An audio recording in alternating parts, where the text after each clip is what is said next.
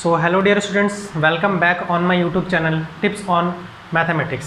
Guys, आज जो है इस नए लेक्चर में मैं आप लोगों के साथ डिस्कस करने वाला हूँ क्लास 10th का जो साइंस है हिंदी मीडियम वालों के लिए। मैं जो है साइंस का चैप्टर नंबर 1 यहाँ पर आप लोगों के साथ डिस्कस करूँगा, जिसमें मैं इंट्रोडक्शन के तौर पर आप लोगों को बताऊँगा जो चैप्टर का नेम है, उसका मीनिंग, ठीक है ना, और छोटी छोटी कुछ पॉइंट्स मैं आज के इस वीडियो लेक्चर में क्लियर करूँगा। सो बने रहिए वीडियो के एंड तक। सो गाइस, देखिए यहाँ पर आप लोग देख सकते हैं जो क्लास 10th का जो साइंस है, साइंस का जो चैप्टर नंबर 1 है, अध्याय नंबर जो 1 है हमारा 1 है, उसका नाम हमारा है रासायनिक अभिक्रिया एवं समीकरण। क्या है? रासायनिक अभिक्रियाएं एवं समीकरण। देखिए रासायनिक अभिक्रिया, अब हम चैप्टर को स्टार्ट करने से पहले सबसे पहले हम जानेंगे कि रासायनिक अभिक्रिया क्या होता है। मैं आप लोगों को बता देना चाहता हूँ कि जो रासायनिक अभिक्रिया है वो हमारे आसपास, ठीक है ना, हमारे सराउंडिंग में हमेशा के लिए कुछ ना कुछ रूप में जो है हमेशा के लिए होता रहता है, ठीक है ना। रासायनिक अभिक्रिया जो हमारे सराउंडिंग में हमेशा के लिए कुछ ना कुछ रूप में मिल जाता है हमें, लेकिन हमारे पास नॉलेज नहीं है, हम जानते नहीं हैं उसको, इसीलिए जो है हम उसको रियलाइज़ अपने डेली लाइफ में नहीं कर सकते।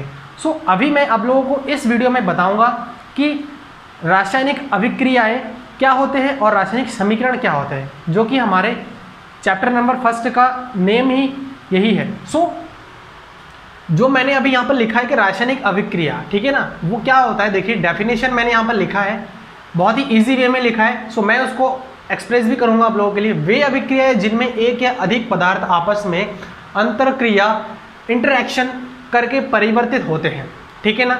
इसमें यह बताया जा रहा है कि वे अभिक्रिया जिनमें एक या अधिक पदार्थ आपस में क्या करता है, इंटरैक्शन करता है, ठीक है ना। इंटरैक्शन मतलब अंतरक्रिया। तो एक या अधिक पदार्थ आप सभी लोगों को पता होगा कि पदार्थ क्या होता है, ठीक है ना। सो एक या एक से अधिक पदार्थ, देखिए एक पदार्थ तो नहीं हो सकता है। अगर आप एक पदार्थ लेंगे तो वो पदार्थ जो है इंटरेक्ट किससे करेगा, तो उसको इंटरेक्ट होने के लिए भी देखिए रासायनिक अभिक्रिया पूर्ण होने के लिए आपको एक या एक से अधिक पदार्थ की जरूरत पड़ती है, ठीक है ना। एक या एक से अधिक पदार्थ की जरूरत पड़ेगी। एक अकेला जो है पदार्थ, एक अकेला सब्सटेंस जो है मिल करके अकेला पदार्थ जो है वो कभी भी रासायनिक अभिक्रिया को कंप्लीट नहीं कर सकता है, ठीक है ना। सो आपको एक या एक से अधिक जो है पदार्थ की जरूरत पड़ेगी। क्यों? क्योंकि जब एक या एक से अधिक पदार्थ होंगे या फिर 2 होंगे या फिर 3 होंगे तो आपस में जो है वो पदार्थ क्या कर सकते हैं, इंटरैक्ट कर सकते हैं। सो इसीलिए यहाँ पर जो बताया गया है कि वे अभिक्रिया जिनमें एक या एक से अधिक पदार्थ आपस में इंटरैक्ट करके परिवर्तित होते हैं। अब यहाँ पर परिवर्तित आया है, परिवर्तित का मतलब चेंज हो जाना, ठीक है ना, चेंज हो जाना। और एक या अधिक भिन्न रासायनिक गुण वाले पदार्थ बनाते हैं। तो जब एक या एक से अधिक पदार्थ, ठीक है ना, वो आपस में इंटरैक्ट होकर परिवर्तित होते हैं, परिवर्तित होने पर क्या होता है कि अलग टाइप का, दूसरे टाइप का जो है रासायनिक गुण, अब पहले जो पदार्थ था हमारे उसका जो रासायनिक गुण था वो नहीं रहेगा, अब जो है यहाँ पर चेंज हो जाएगा, परिवर्तित हो जाएगा, परिवर्तित होकर के अलग रासायनिक गुण वाले पदार्थ बना देगा, ठीक है ना, एक या एक से अधिक, ठीक है ना, एक या एक से अधिक अलग रासायनिक गुण वाले पदार्थ जो है बना देगा, ठीक है ना। सो यहाँ पर आगे और क्या बताया है, अर्थात किसी रासायनिक अभिक्रिया में ना तो द्रव्यमान नष्ट होता है और ना ही बनता है, केवल पदार्थों का परिवर्तन होता है। यहाँ पर ये जो पॉइंट है, ये जो पॉइंट मैंने लिखा है, ये बहुत ज़्यादा नोट करने वाला पॉइंट है। और वो नोट करने वाला पॉइंट ये है, द्रव्यमान। द्रव्यमान आप लोगों को पता होगा, जो द्रव्य है, जो पदार्थ हमने यूज़ किया है उसका कुछ एक वैल्यू होगा, उसका कुछ एक मान होगा, ठीक है ना। सो वो जो द्रव्यमान है वो हमारा क्या होता है, परिवर्तन नहीं होता है, अनचेंजेबल रहता है, ठीक है ना, बिल्कुल भी चेंज नहीं होता है। कैसे? देखिए स्टार्टिंग में हमने जो भी 2 पदार्थ हमने लिया है, ठीक है ना, स्टार्टिंग में हमने जो भी 2 पदार्थ लिया है उन दोनों पदार्थों का क्या हुआ, इंटरेक्शन हुआ। इंटरेक्शन होने के बाद जो है क्या हुआ, परिवर्तन हुआ। परिवर्तन होने के बाद हमें एक नए गुण वाला रासायनिक पदार्थ मिला, ठीक है ना, नए गुण वाला रासायनिक पदार्थ मिला। अब इसमें क्या होगा कि स्टार्टिंग में जो हमने पदार्थ लिया था उस पदार्थ का जो द्रव्यमान होगा, ठीक है ना, उस पदार्थ का जो द्रव्यमान होगा वो बाद में बने पदार्थ के द्रव्यमान ठीक है ना, वो बराबर ही होंगे, बिल्कुल भी जो है चेंज नहीं होंगे यहाँ पर, ठीक है। यहाँ पर चेंज क्या हो रहा है, यहाँ पर चेंज सिर्फ और सिर्फ पदार्थ चेंज हो रहा है। पदार्थ का मतलब जो भी पदार्थ हम यहाँ पे ले रहे हैं वो पदार्थ जो है एक रूप से दूसरे रूप में कन्वर्ट हो जाता है। सो आई होप कि ये जो डेफिनेशन है वो आप लोगों को पूरा क्लियर हो गया है। सो अब जो है यहाँ पर ये देखेंगे कि जो रासायनिक अभिक्रिया है, ठीक है ना, रासायनिक अभिक्रिया है वो मैंने स्टार्टिंग में बताया था कि जो रासायनिक अभिक्रिया है वो हमारे आसपास में, हमारे सराउंडिंग में हमेशा के लिए किसी ना किसी रूप में जो है होता ही रहता है, ठीक है ना। सो अब हमें पता कैसे लगेगा, ठीक है ना, अब हमें पता कैसे लगेगा कि हमारे आसपास में जो है कुछ रासायनिक अभिक्रियाएं हो रहे हैं, ठीक है ना, कुछ रासायनिक अभिक्रियाएं हो रहे हैं। हम पता कैसे करेंगे, देखिए मैंने यहाँ पर कुछ पॉइंट्स जो है लिख के रखा है कि हम पता कैसे पता लगाए कि जो है रासायनिक अभिक्रिया हमारे सराउंडिंग में हो रहे हैं, हमारे आसपास में हो रहे हैं, हमारे आंखों के सामने हो रहे हैं, बट हम उसको फॉलो नहीं करते, ठीक है ना, जानने की कोशिश नहीं करते, इसीलिए हम उसको जान नहीं पाते हैं। सो यहाँ पर फर्स्ट जो मैंने यहाँ पर लिखा है अवस्था में परिवर्तन। सबसे पहला, अगर देखिए आप लोगों के सामने अगर कोई भी पदार्थ है, ठीक है ना, कोई भी पदार्थ है वो एक रूप से दूसरे रूप में परिवर्तित हो जाता है, ठीक है ना, एक रूप से दूसरे रूप में परिवर्तित हो जाता है। अब यहाँ पर मैं आप लोगों के सामने एग्जांपल बताता हूँ।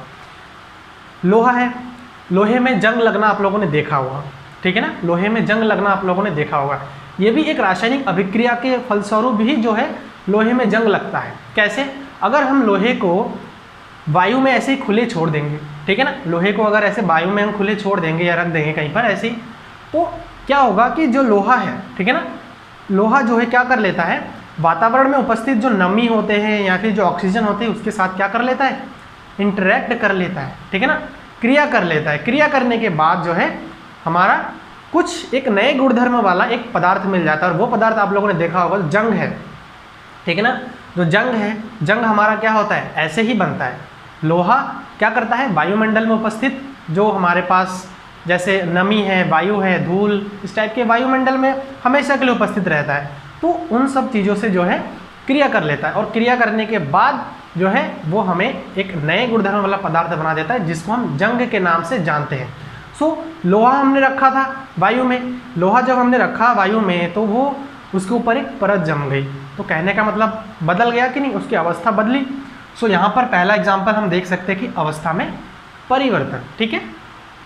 नाउ नेक्स्ट जो हमारा है वो है रंग में परिवर्तन, कलर चेंज हो जाएगा, ठीक है ना। कोई भी पदार्थ है अगर आपके आसपास में दिख रहा है ऐसा कि जो है वो सडनली कलर चेंज हो रहा है वायु के संपर्क में आकर के या फिर किसी और चीज़ों के संपर्क में आकर के।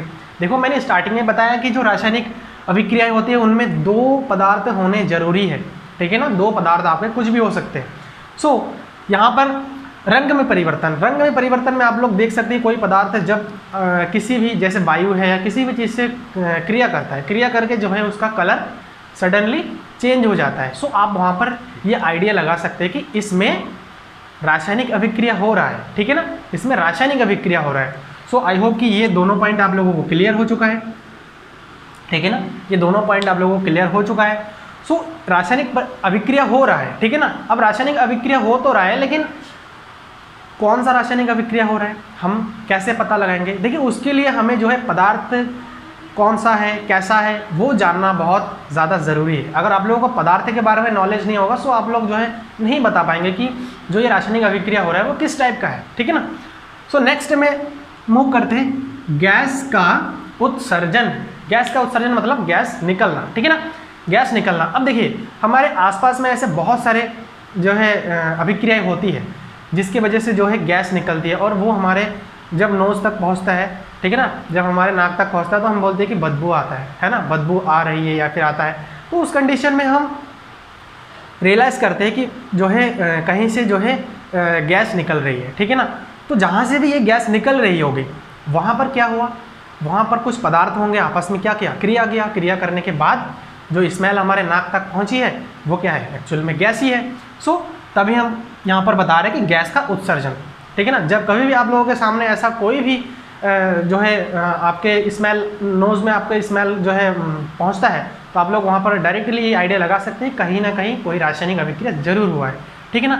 उसके बाद है तापमान में परिवर्तन। तापमान में परिवर्तन अब देखिए तापमान में परिवर्तन, ये बहुत सारे जो है अलग अलग क्रियाएं होती है, रासायनिक अभिक्रियाएं होंगी, ठीक है ना, उसमें ताप में परिवर्तन हमें पता चलता है, ठीक है ना, हमें पता चलता है। सो आगे के वीडियो लेक्चर में मैं जो है इन सारे टाइप के जो है जितने भी अवस्था में परिवर्तन दिख रहा है हमें, ठीक है ना, जितने भी परिवर्तन शो हो रहा है, इन सबके अलग अलग जो है हम अभिक्रियाओं के बारे में जो है एनालाइज करेंगे, स्टडी करेंगे, ठीक है ना। सो ये वीडियो लेंथी हो जाएगा, इसलिए मैं जो है ज़्यादा डिस्कस नहीं करूँगा।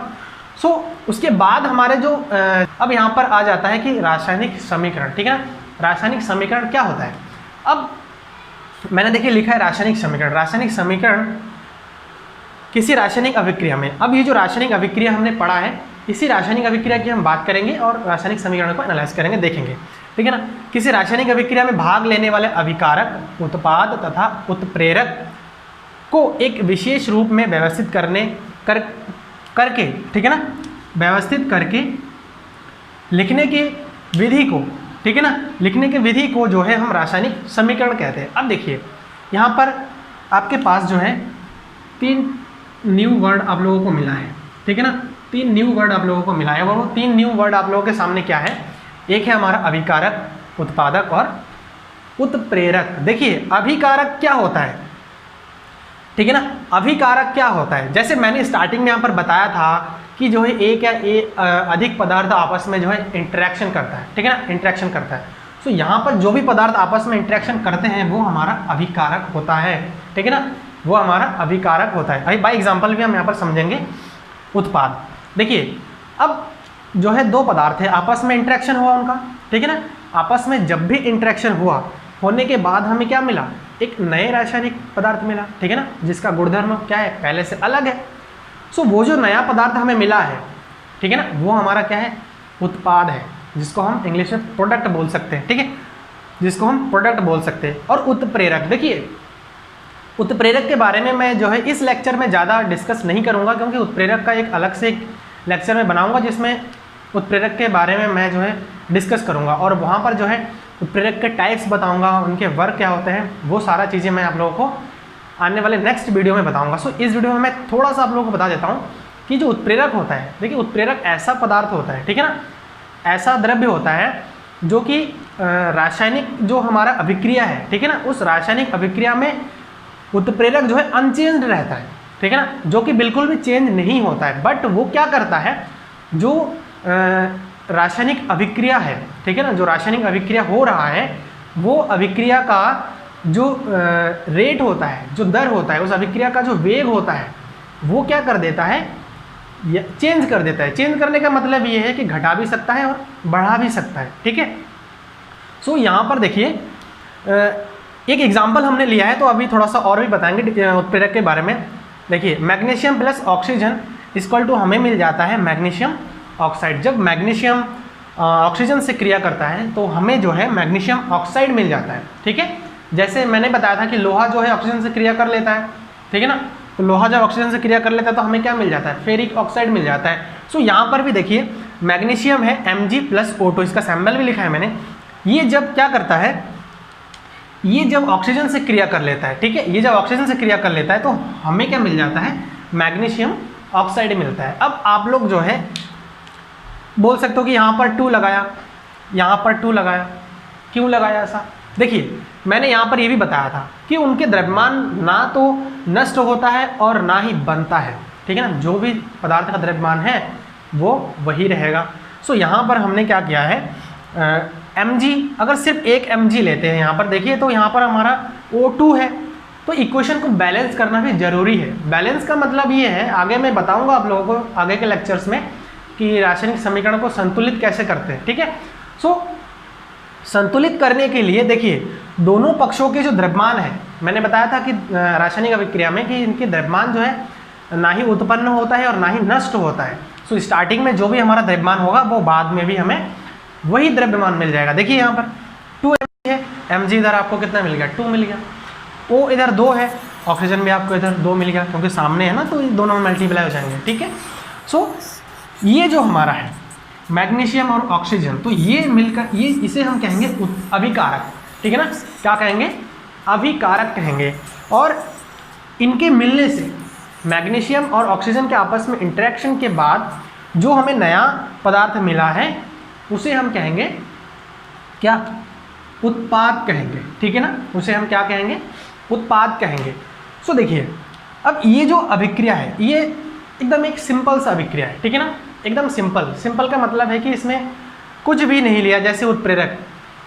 देखिए जो रासायनिक अभिक्रिया होता है वो उत्प्रेरक की उपस्थिति में होता है, ठीक है ना, उत्प्रेरक की उपस्थिति में होता है।